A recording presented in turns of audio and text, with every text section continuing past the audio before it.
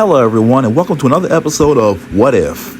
In this one, this scenario is, what if New Jersey Transit ran the XCNJ line from Jersey City to Cranford? Now, for those that don't know, the Jersey Central closed their Jersey City terminal in 1967 and rerouted all trains over the Lehigh Valley and Pennsylvania Railroad lines to Newark. From there, passengers could get to New York by transferring to a Pennsylvania Railroad, later Penn Central train. The Jersey City terminal still exists, but it's now a part of Liberty State Park.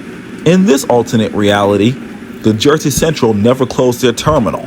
Everything else that happened in real life, such as the bankruptcy, the merger, and the Conrail, still happened. Let's follow a New Jersey Transit commuter train as it makes its run from Jersey City Terminal to Elizabethport.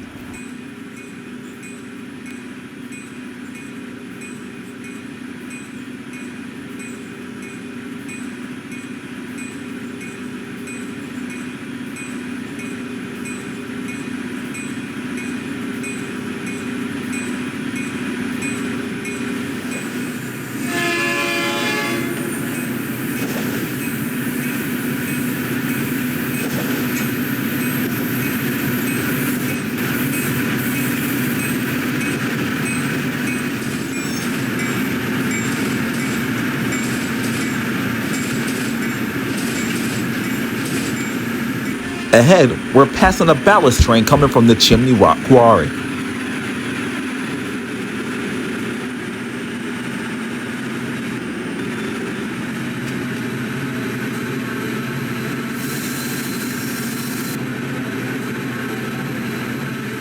As we leave our station stop, in the distance you can see a Conrail local being pulled by two leased CSX engines.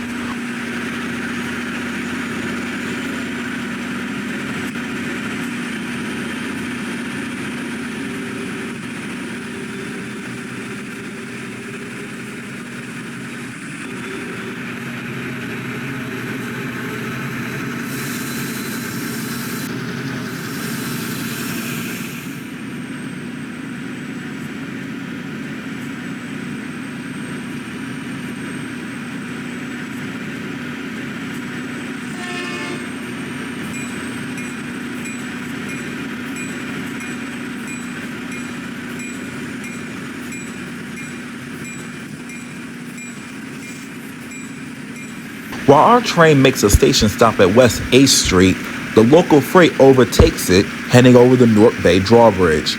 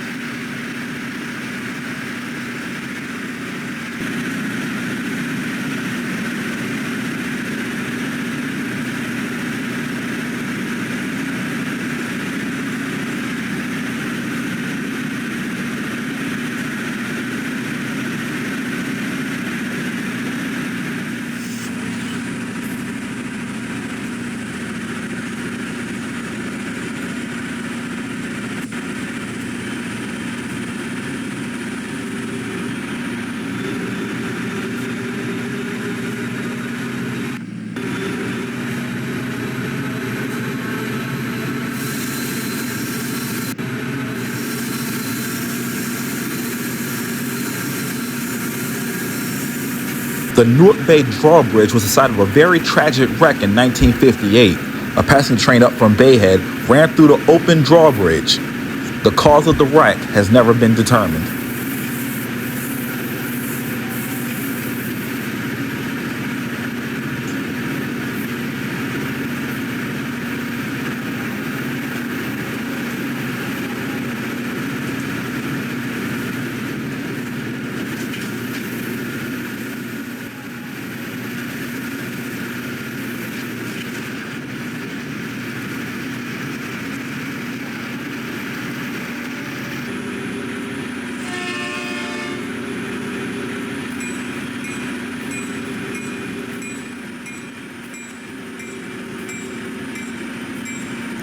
The train pulls to a stop at the Eport station.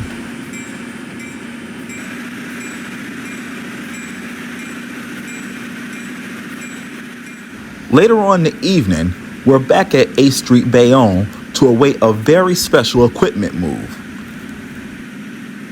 Looking over at the Newark Bay drawbridge in the distance, we could see it approaching.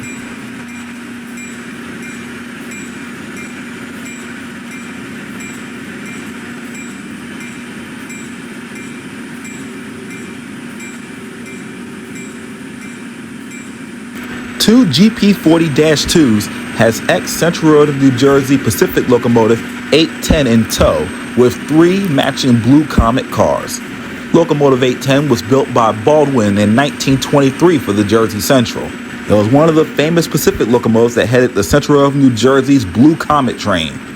The famous Blue Comet ran from Jersey City, New Jersey, all the way down to Atlantic City. When the Blue Comet was annulled in 1941, 810 was repainted from blue to black. It pulled regular C&J trains and also used for a few railfan excursions. She was finally retired by the Jersey Central in 1955. While en route to be scrapped at Bethlehem Steel, a small incident saved it from meeting its end. While passing through Plainfield, one of the tenders developed a hot axle box. The crew was told to cut the engine out of the train and to leave it in Plainfield Yard. The engine was basically pushed to the back of the yard and forgotten about by C&J management. Wall Street businessman and rail fan Clark Lawrence discovered the engine. After several talks with C&J management, they eventually sold the engine to Mr. Lawrence and agreed that the locomotive could stay stored in Plainfield in their yard. However, in 1976, when Conrail took over the C&J, they ordered Mr. Lawrence to remove his engine from the yard. Thankfully, Mr. Lawrence was able to rent out space of a factory in Plainfield along North Avenue. A year after the move to the new location, in 1977, Mr. Lawrence decided to have 810 restored to operating condition. He had made sure all the moving parts were well oiled and the engine seemed to be in sound condition. He formed a group called the 810 Group, and together they began to restore the engine. During the restoration, Mr. Lawrence acquired a C&J observation car, coach, and baggage car. One of the volunteers suggested to Mr. Lawrence that once the engine's restored, they paint it and the passenger cars into Blue Comet colors, and Mr. Lawrence, with much delight, agreed.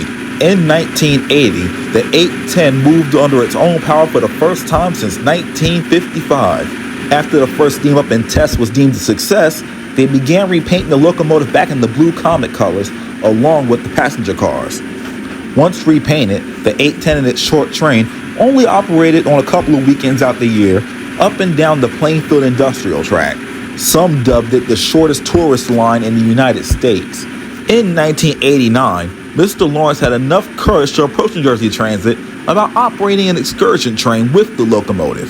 NJT shop officials came to inspect the locomotive and determined that it could operate over transit rails. Mr. Lawrence had wished to recreate the entire Blue Comet route from Jersey City to Atlantic City, but between bad track, abandonments, and conflicts with Conrail and Amtrak, the excursion would only run between Jersey City and Elizabethport. The two diesels are escorting the steam engine to help get it over New Jersey Transit's busy commuter line quickly.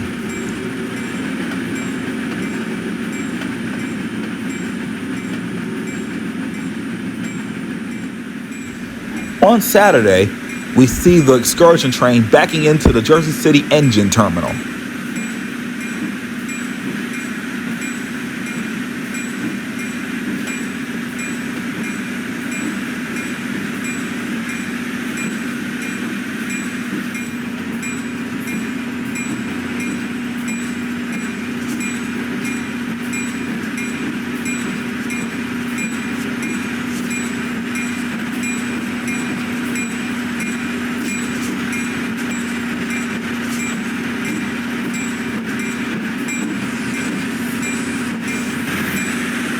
The train is mostly made up of New Jersey Transit Comet 1s, with the Blue Comet cars on the rear. Only the tool car is up front. The diesel was cut in behind the steam locomotive. Although there are no grades on the XC&J line, Transit wanted the diesel just in case something happens to the steam locomotive.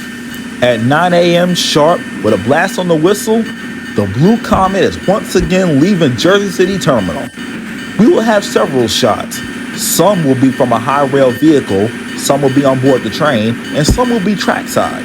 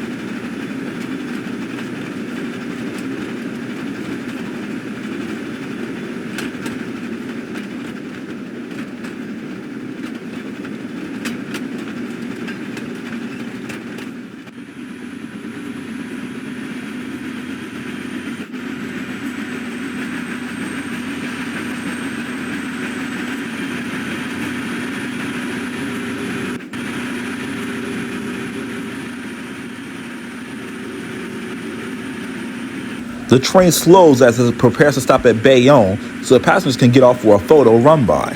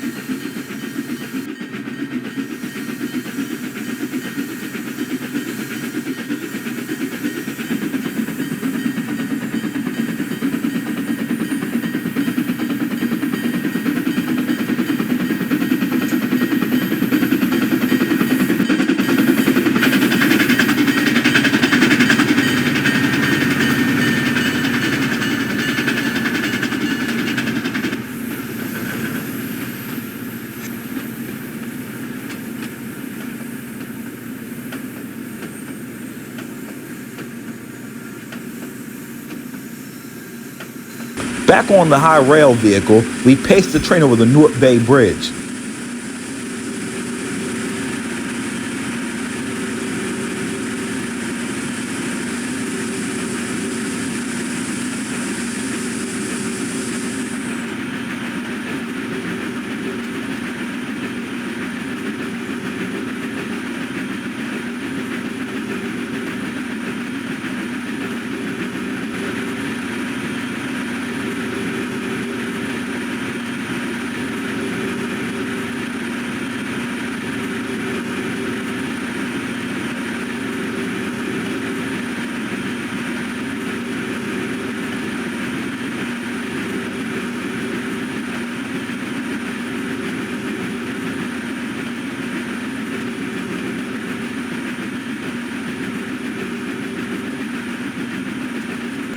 Once off the bridge, the train slows as it takes the switches to get to the Perth Amboy branch. In the days of the Blue Comet, this is the route it would have taken to reach the New York and Long branch.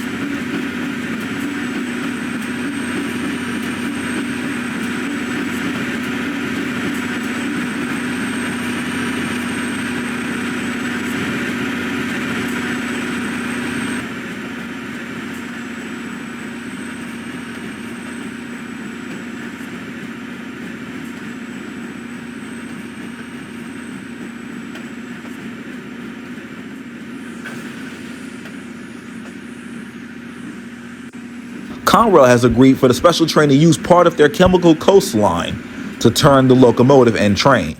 Some of the passengers gotten off for lunch, while others decided to get some good shots to watch the turnaround move. As the train slowly makes its way onto the chemical coast, one could just imagine what it would have been like prior to 1941 to see one of these locomotives turn down this line.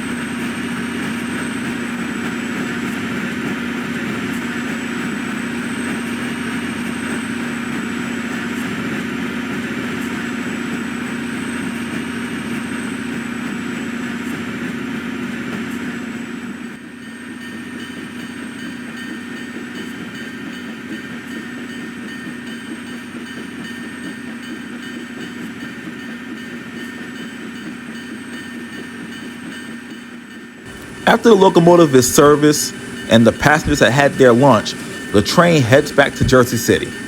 Most of this run will be taken from our high rail vehicle.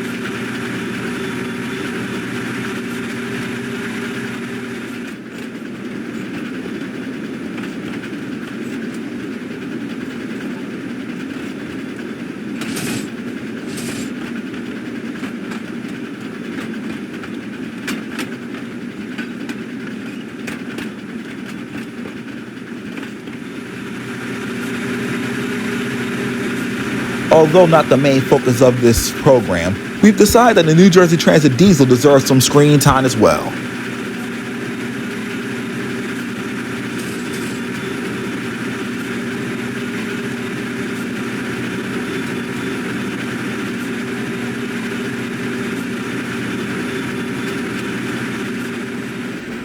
After a flawless and fantastic run, the train finally arrives back at Jersey City.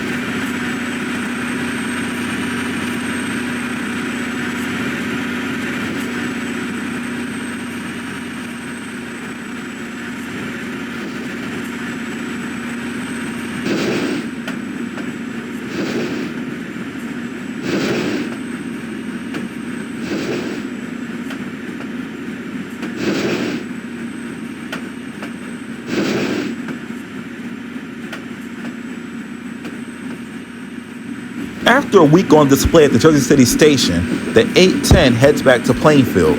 Rather than tow the engine, New Jersey Transit has decided to let it lead an employee appreciation special bound for Phillipsburg. Once the train reaches Plainfield, the tool car, Blue Comet cars, and the 810 will be cut off and ran back down the industrial track to their base.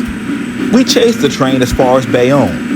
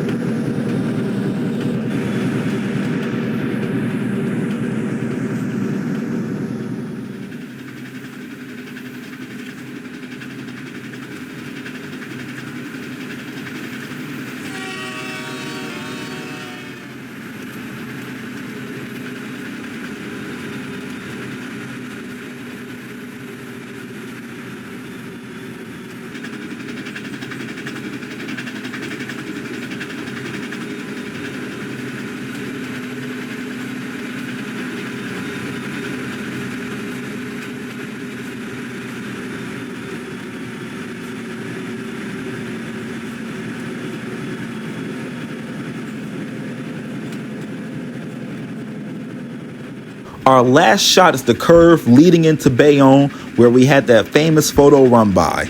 We have to give a hearty thank you to Mr. Lawrence for saving this engine and restoring her to operating condition, and also to New Jersey Transit for allowing it to run over their line.